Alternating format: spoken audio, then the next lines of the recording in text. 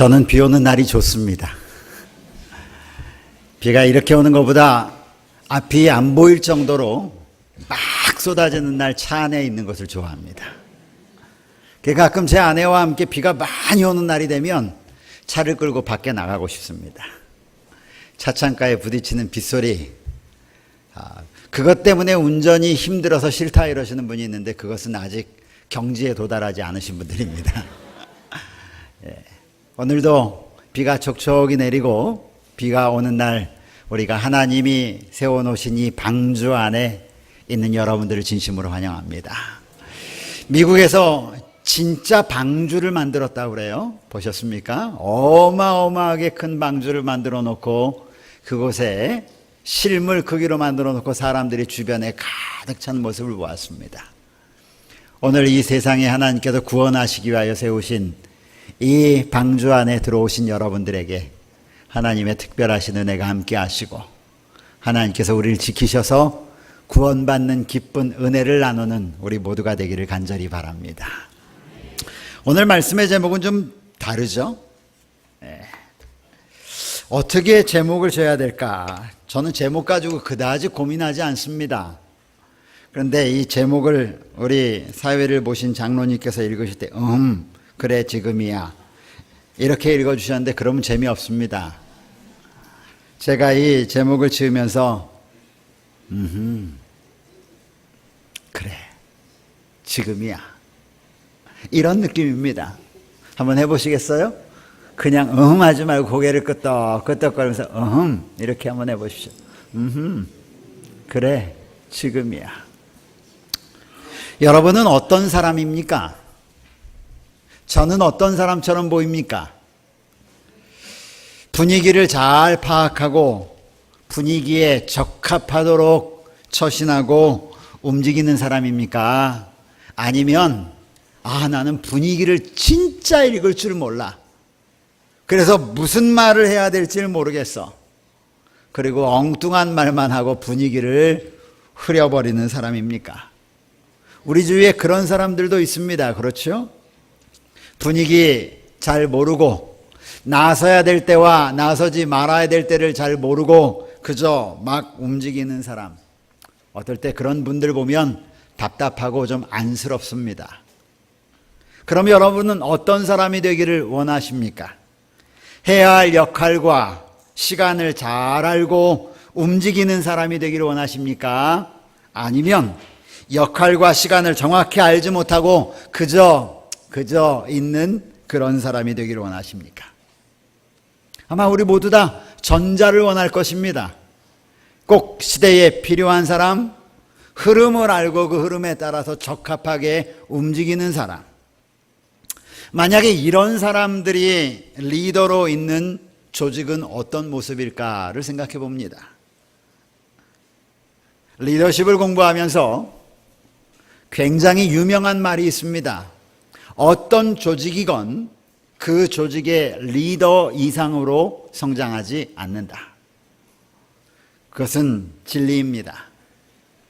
리더뿐 아니라 그런 사람들이 분위기를 잘 알고 시대의 흐름을 읽을 줄 아는 사람들이 구성원으로 가득 차 있는 그런 조직이 있다면 그 조직의 모습은 어떨 것이라고 생각을 하십니까? 지난주에 한 분을 방문하게 되었습니다. 제가 처음 본 분이었습니다.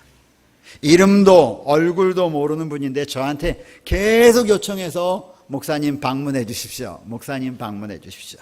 그래서 몇 분의 우리 집사님과 그 다음에 목회실과 함께 방문을 갔습니다. 그리고 방문 이야기 내내 제가 들은 얘기는 돈 이야기를 듣고 왔습니다. 20억, 몇 조, 몇백억, 몇천억, 그 돈을 갖다가 벌기도 하고 잃어버리기도 했다라고 하는 것입니다. 그러면서 그분이 한 얘기 중에 하나가 지금은 목사님 다산 신도시에 투자할 때입니다. 그런 얘기를 저한테 뜬금없이 하는 것입니다. 다산 신도시라고요? 그래서 왜 그렇습니까? 그랬더니 별내에서 다산으로 옮겨가고 있습니다. 그래서 저도 다산 신도시에 집을 하나 무조건 사두었습니다. 저는 다산이 어딘지도 모릅니다. 그런데 지금은 그럴 때라고 해서 제가 그렇게 했습니다. 그냥 들었습니다. 그랬더니 조금 있다가 저를 부른 본론을 얘기하기 시작하는 것입니다. 목사님, 제가 투자하기를 굉장히 좋아하는데 제가 여지껏 살아가면서 이 세상을 위해서 저는 투자하고 살았습니다. 근데 가만 보니까 만약에 사람이 죽고 나고 난 다음에 하나님의 나라, 하늘나라, 천국이 있다면 어떻게 할까라고 하는 생각을 제가 해보았습니다. 그래서 제가 천국을 위해서 투자 좀 해봐야 되겠습니다. 혹시 없다면 다행이지만 있는데 투자하지 않았으면 제가 큰일 나지 않겠습니까? 내용은 그런 내용입니다. 시세를 분간하는 것입니다. 성경에서 해야 할 일과 주변 상황을 잘 알고 있는 사람들이 있는 한 자손 이야기가 성경에 기록되어 있습니다. 역대상 12장 32절에는 이렇게 기록하고 있습니다. 이사갈 자손 중에서 시세를 알고 이스라엘이 마땅히 행할 길을 아는 우두머리가 200명이 있었다. 여기 시세를 알다라고 하는 이 말을 영어 성경에는 이렇게 얘기했습니다. Man who understood the times and knew what Israel should do. 시세를 알다라고 하는 말을 이 시대를 이해할 수 있는 사람들이 200명이 지도자로 있다고 하는 것입니다. 그러면 이 이사갈 자손은 어떤 모습을 보였을까? 성경을 보면 그 뒤에 나오는 이사갈 자손들이 진을 치고 있던 지역은 가장 북쪽 편이었습니다. 지금으로 말하면 성경의 신약시대로 말하면 갈릴리 지역을 담당하고 있던 사람들로서 성경은 그들을 용사였다라고 말합니다. 이스라엘을 향하여 나오는 수많은 군대들을 무찌르는 용사의 집단, 그래서 아주 담대하고 용기가 백배하고 그리고 흐름을 알 수 있는 사람들의 자손이 이사갈 자손이었다라고 성경은 기록하고 있습니다. 본교 성경 주석은 이사갈 자손에 대해서 이렇게 말합니다. 현재 일어나는 사건들의 의미를 이해하는 데 있어서 분별력 있는 조언을 가지고 있었던 사람이었다. 성경에는 이렇듯 시세를 알고 있는 사람들을 굉장히 많이 존중하는 모습이 나옵니다.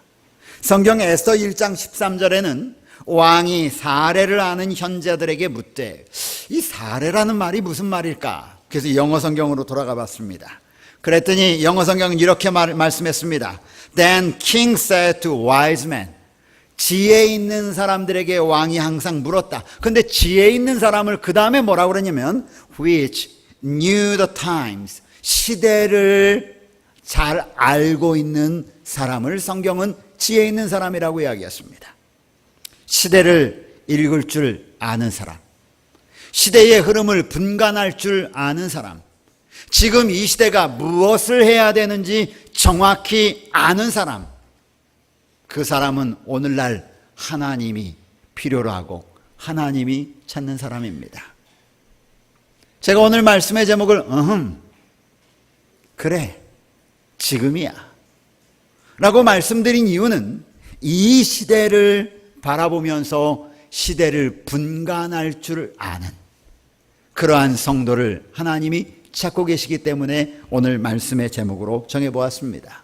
오늘 우리 하나님의 말씀 로마서 13장에 있는 말씀을 다 함께 펴서서 보시겠습니다. 로마서 13장 11절부터 있는 말씀입니다. 여러분 성경을 다 펴십시오.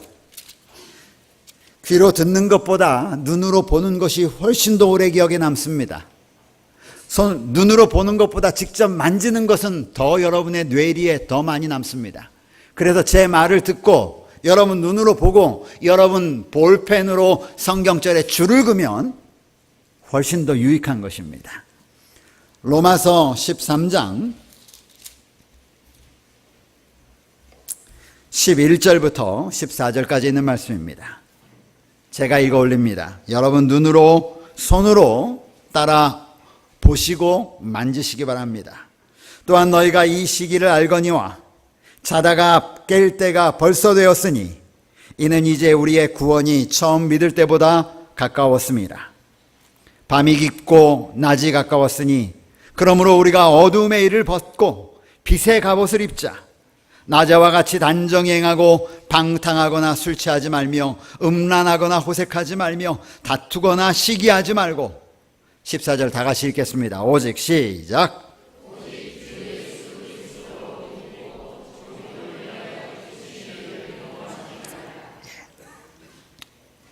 시대를 읽을 줄 아는 사람들.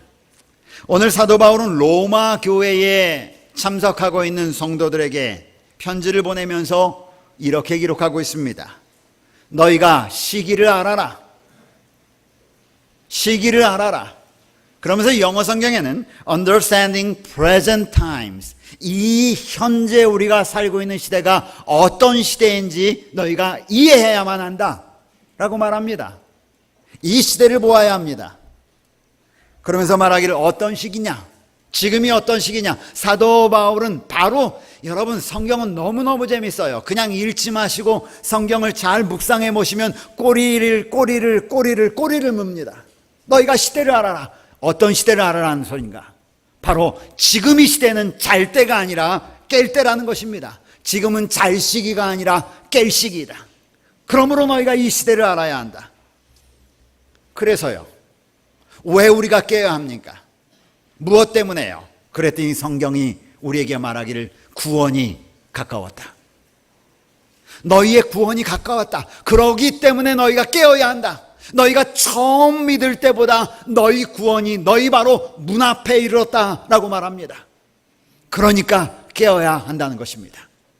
구원이 가까이 이르렀기 때문에 그럼 우리가 그래서 어떻게 하라는 말입니까? 성경은 우리에게 그대로 또 답을 가르쳐 줍니다.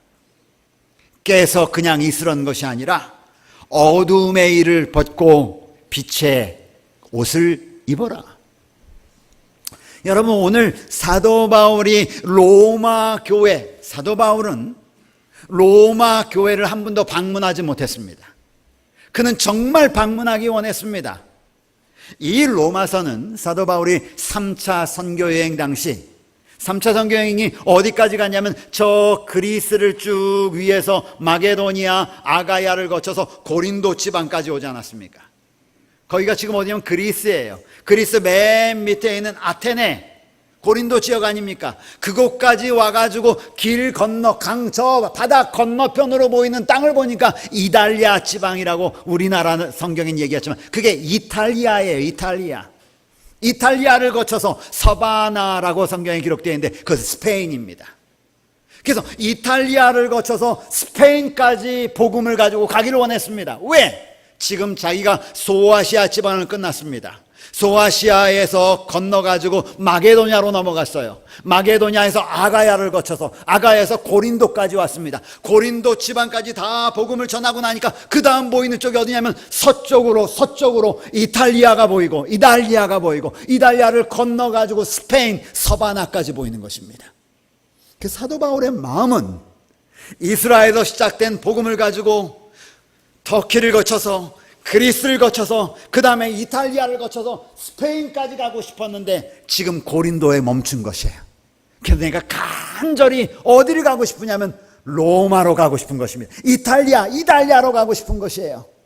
그래서 로마에 있는 교인들에게 편지를 보낸 내용이 로마서입니다. 그런데 안타깝게도 사도 바울은 로마를 가지 못합니다. 복음을 들고 가지 못했어요. 나중에 가긴 갔죠. 무엇으로 갔습니까? 죄인으로 붙잡혀 갔습니다. 하나님께서 기이한 방법으로 그곳에서 복음을 전하게 하십니다. 그런데 자기가 가기 전에 먼저 그들에게 간절한 복음의 편지를 기록해 놓는 것입니다. 그 편지가 오늘 여러분과 저의 손에 들려 있는 것이에요. 사도 바울이 로마 교회에 보내기를 원했던 하나님의 간절한 호소를 오늘 이 시대에 2016년도에 7월 16일에 교문리교회에 앉아있는 하나님의 백성들에게도 동일하게 이야기하는 것입니다. 너희가 이 시기를 알아라. 너희가 이 시대를 분별할 줄 알아야 한다. 너희가 지금 우리가 살고 있는 시대가 어떤 시대인지를 알아야 한다. 이 시대는 너희가 졸며 잘 때가 아니다. 깰 때다.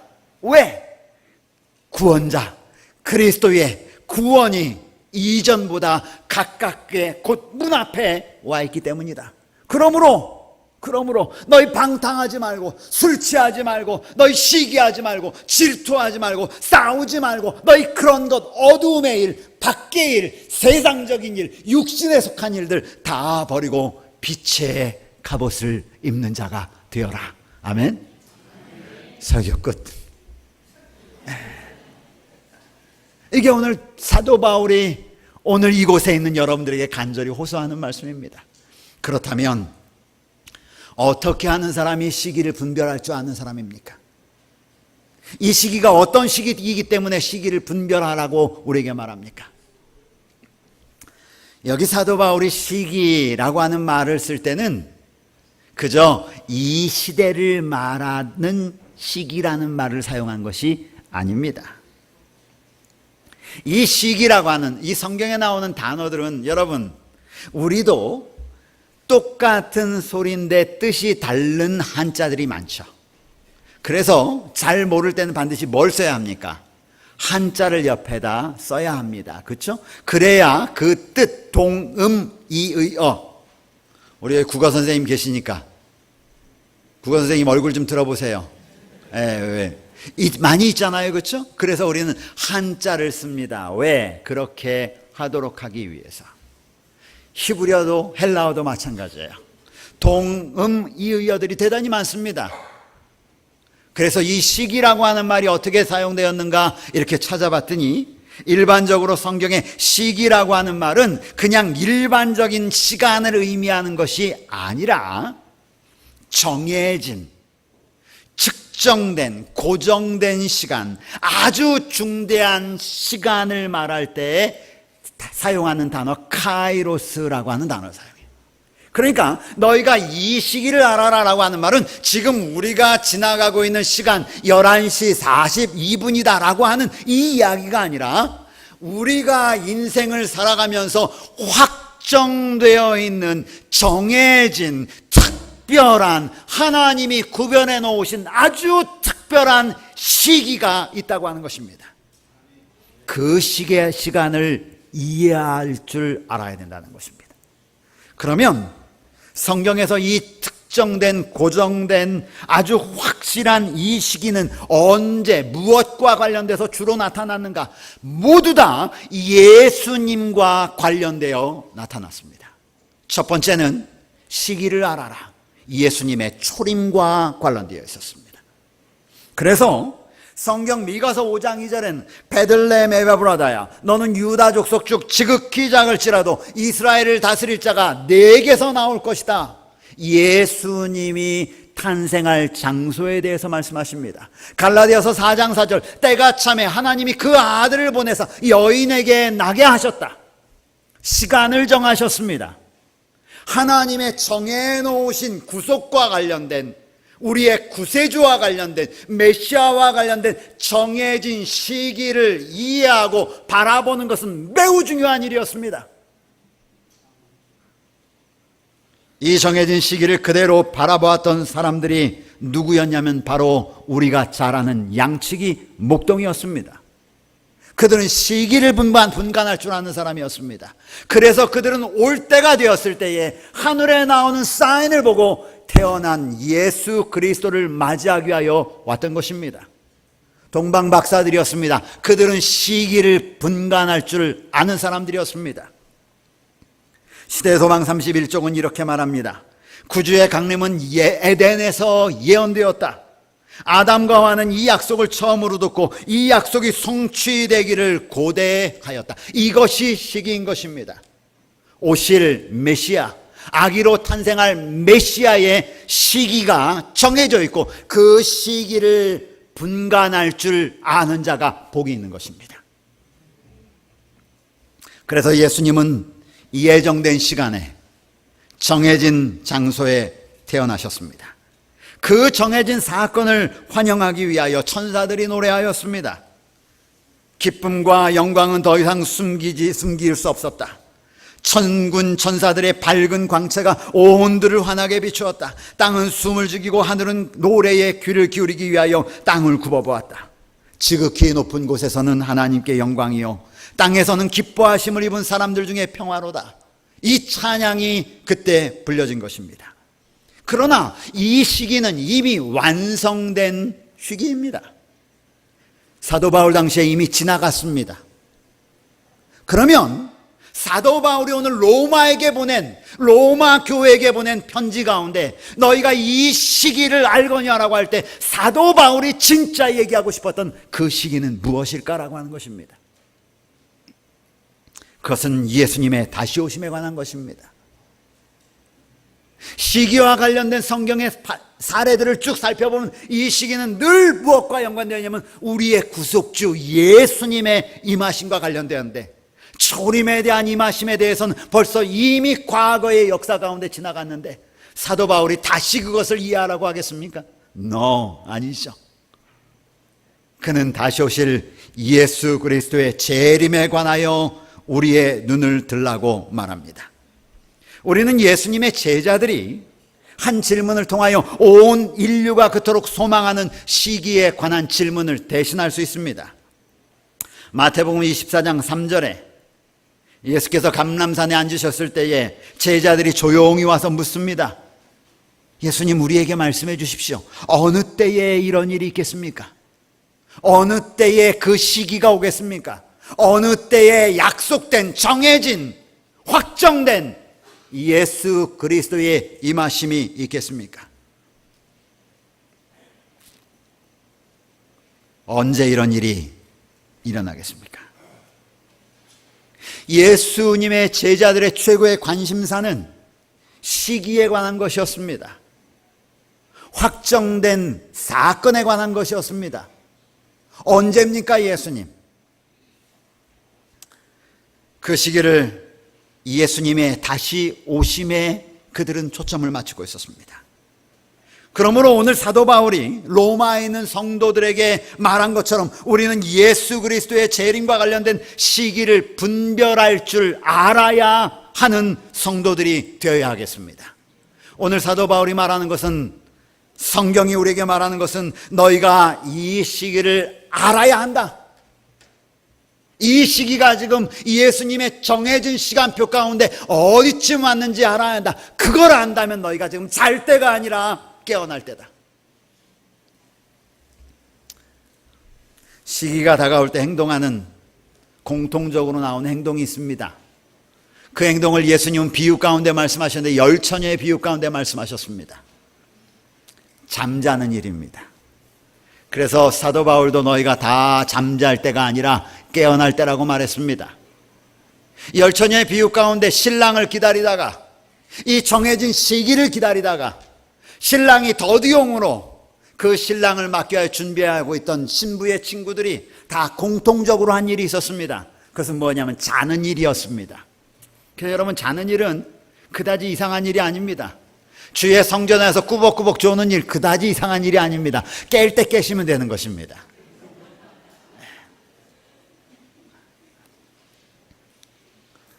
실물교훈 405쪽에는 이렇게 말합니다. 모두 다 신랑이 나타나기를 고대하고 있었다.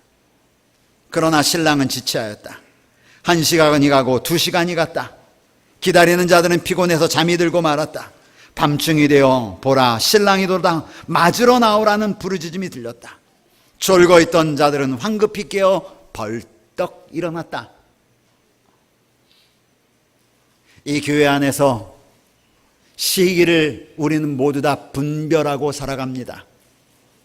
바라봅니다. 무슨 일들이 벌어지고 있는지. 그러면서도 이 세상 삶에 지쳐 우리는 때때로 시기를 바라보면서도 우리는 때때로 좁니다. 그러나 여러분, 조는 것 때문에 너무 상심하지 마십시오.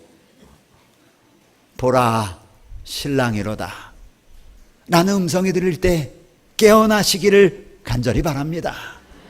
그러시면 됩니다. 깨셔야 합니다. 나갈 준비를 해야 되겠습니다. 깨어나야 하겠습니다. 이렇게 하는 것이 바로 시기를 아는 자들이 하는 일입니다. 여러분, 제가 마태복음 24장에 나오는 재림의 징조들에 나오는 예수님의 시기에 다가왔을 때 어떤 일이 벌어질 것인가에 대해서 더 이상 말씀드리고 싶지 않습니다. 왜? 여러분들이 저보다 더 많이 예수님의 재림의 징조는 전 세계 곳곳에서 소리 지르고 있습니다. 둘째, 그렇다면 시기가 가까운 줄 아는 사람은 어떻게 하는가? 시기에 적합한 옷을 입는다는 것입니다. 잠에서 깨어난 사람들이 무슨 일을 해야 할까? 본문의 말씀은 12절에 이렇게 말합니다. 어두움의 일을 벗고 빛의 갑옷을 입자. 어두움의 일을 벗고 빛의 갑옷을 입자. 여러분, 성경에는 어두움, 빛 대조하기 참 좋아합니다.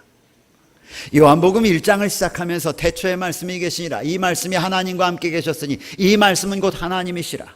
그러면서 4절에 금방 뭐라고 얘기하면 그 안에 생명이 있었으니 이 생명은 사람들의 빛이라. 빛이 어두움의 빛이 돼. 그러면서 요한복음을 시작하면서 하나님, 예수 그리스도, 홀로고스, 태초에 말씀이 계시는 이 말씀이 하나님과 함께 계셨고 이 하나님과 했던 이 말씀이 이 땅에 내려오셨는데 빛으로 임하셨다 하면서 하나님과 연관된, 하나님과 관련된 사항을 생명과 빛으로 묘사합니다. 그리고 하나님과 반대되는 반대 세력을 뭐라고 묘사하냐면 어두움이라고 묘사합니다. 빛이 생명이신 빛이신 예수님이 어두움, 곧 이 죄악 세상에 왔는데 문제는 이 죄악 세상을 만드신 분은 빛이신데도 불구하고 이 어두움이 빛을 영접지 않았다라고 성경은 풀어가고 있습니다. 빛은 예수님을, 어두움은 죄악 세상, 예수님과 하나님과 반대되는 세력을 성경은 말합니다. 예수님께서는 또 자신에 대해서 그래서 이렇게 말씀하십니다. 예수께서 말씀하여 이르시되 나는 세상의 빛이다. 이 말은 나는 세상의 생명이다. 나로 말미암지 않고는 아버지께로 갈 수 없다. 왜냐하면 아버지께로 나아가는 자는 생명 있는 자가 나아갈 수 있기 때문에 그렇습니다. 오늘 본문의 말씀처럼 어두움의 일을 벗는 일과 관련하여 성경은 다음과 같이 말합니다. 어두움의 일이 뭘까? 성경은, 제가 성경이 너무 재밌다고 그랬잖아요. 성경을 쭉 한번 읽어보시죠. 여러분 성경 한번 돌아가 보세요. 12절.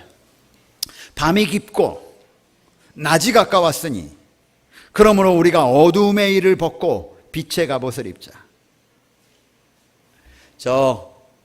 잠깐 이야기를 좀 드리겠습니다. 여기 여자분들이 최고 싫어하는 게 군대 얘기래. 군대에서 최고 더 듣기 싫어하는 게 군대에서 축구한 얘기.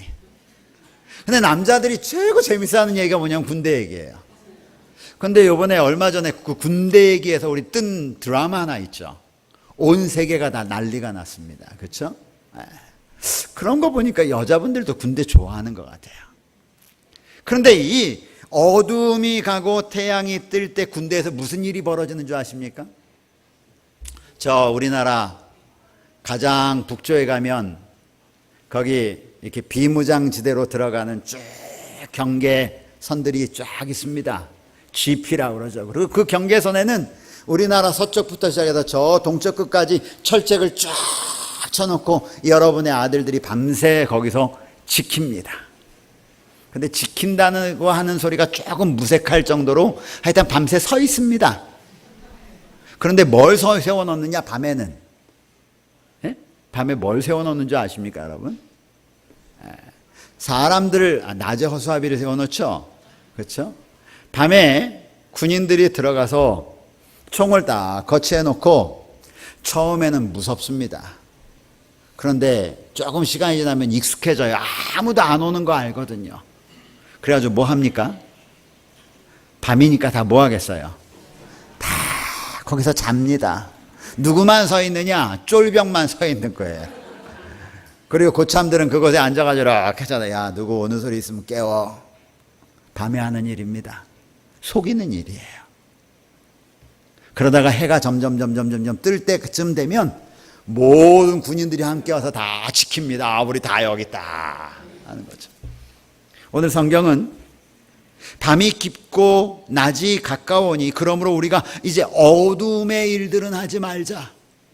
다른 말로 하면 하나님과 반대되는 일을 하지 말자. 어둠의 일이 뭔지는 제가 여러분에게 말씀드리지 않아요. 여러분 각자마다 어둠의 일이 다릅니다. 그리고 말하기를 빛의 갑옷을 입자. 그럼 빛의 갑옷을 입는 것이 무엇인가 다를 수 있어요. 그 다음에 13절 보십시오. 빛의 갑옷을 입는 삶이 어떤 삶이냐? 낮에와 같이 단정히 행하는 일이 빛의 갑옷을 입는 삶입니다. 어둠의 일이 어떤 일이냐? 방탕하고 술 취하며 음란하며 호색하며 다투고 시기하는 일, 이것이 어둠의 일입니다. 그런데요, 이 어둠의 일에 대해서 성경은, 사도 바울은 계속 성경에 반복합니다. 예수님의 재림과 관련해서 데살로니가전서 5장 4절로 8절에 형제들아 너희는 어두움에 있지 아니하며 그날이 도적같이 너에게 임하지 못하리니 너희는 다 빛의 아들이요 낮의 아들이라. 우리가 밤이나 어두움에 속하지 아니하나니 그러므로 우리는 다른 이들과 같이 자지 말고 오직 깨어 정신을 차리자. 자는 자들은 밤에 자고 취하는 자들은 밤에 취한다. 취하는 얘기 많이 하죠. 여러분 술 드십니까? 우리 교인들? 그러지 않아요.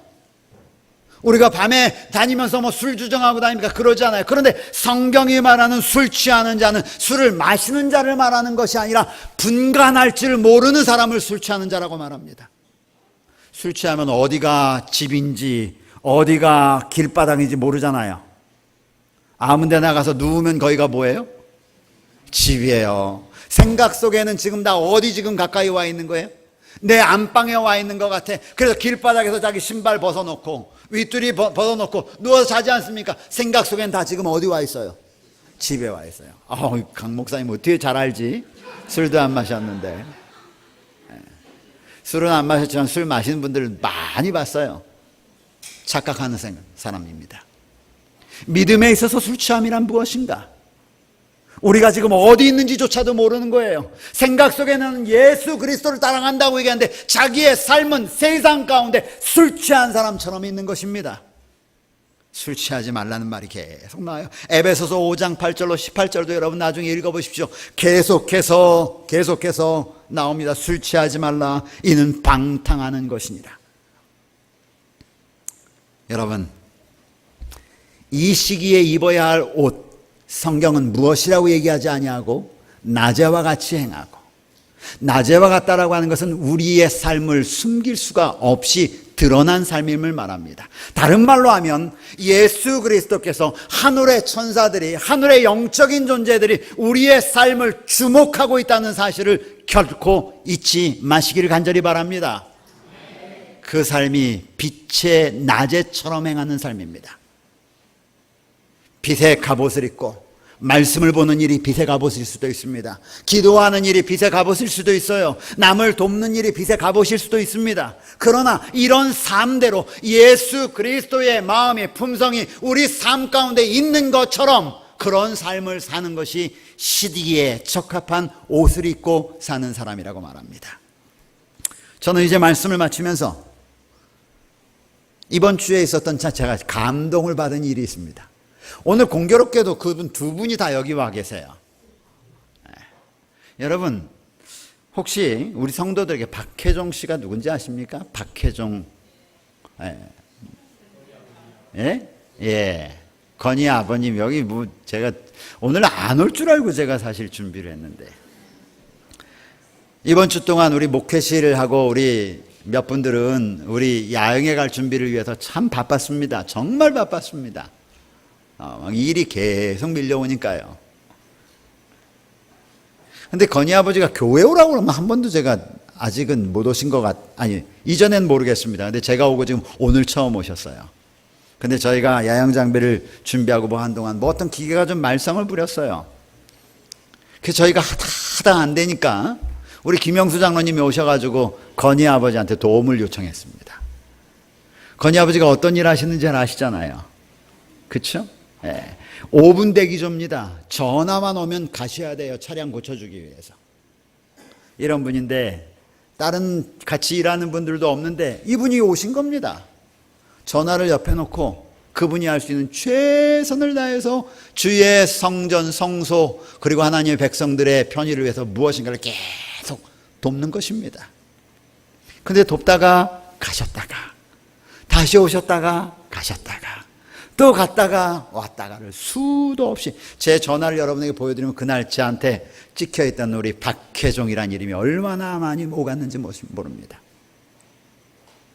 여러분, 개인의 이익, 돈벌이 하나도 도움이 되지 않아요. 그런데 저는 우리 박 선생님을 그렇게 움직인 것이 성령의 인도하심이었다고 저는 확신합니다. 그게 빛의 갑옷을 입는 것이라고 확신합니다. 자기의 이익이 아닌 다른 사람을 위하여 헌신하고 시간을 배려하고 자신을 내어주는 것이 저는 그런 일이라고 생각하는 것입니다. 또 한 사람이 있어요. 임대선 씨라고 아십니까? 잘 모르시죠? 우리 서유리 아빠입니다.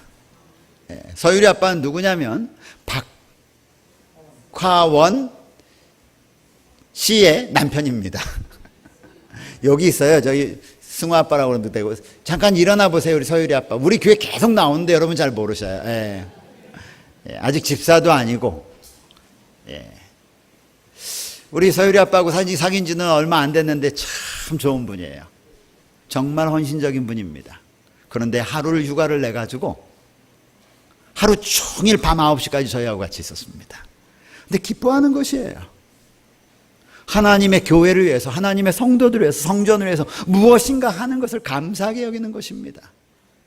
모릅니다. 저는 이 두 분이 그들의 마음 가운데 예수 그리스도의 구원하심이 있는지 없는지 저는 몰라요. 그러나 남을 위해서 봉사하는, 자신을 돌보지 않고 남을 위해서 무엇인가 베푸는 이러한 삶이 저는 빛의 갑옷을 입는 삶이라고 감히 말씀드립니다.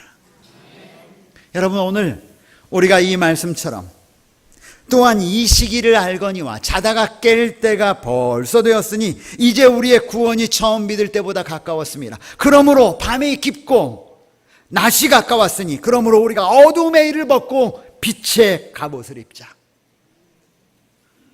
낮에와 같이 단정히 행하고 누가 보는 사람 없다고 막 사는 것이 아니라 하나님이, 예수님이, 우리의 천사들이 우리를 지켜보고 있다는 사실을 깨달으면서 단정히 행하고, 단정에 대한 말은 적합하게 살고 이 말이에요. 밤의 생활처럼 방탕하거나 함부로 살거나 술 취하거나 지금 뭐 해야 될지 모르거나 음란하거나 하나님 외에 다른 사람을 섬기거나 호색하지 말며 다투거나 시기하지 말자. 오직 주 예수 그리스도로 옷 입고, 따라하십시오. 오직 주 예수 그리스도로 옷 입고 육신의 일을 도모하지 말자.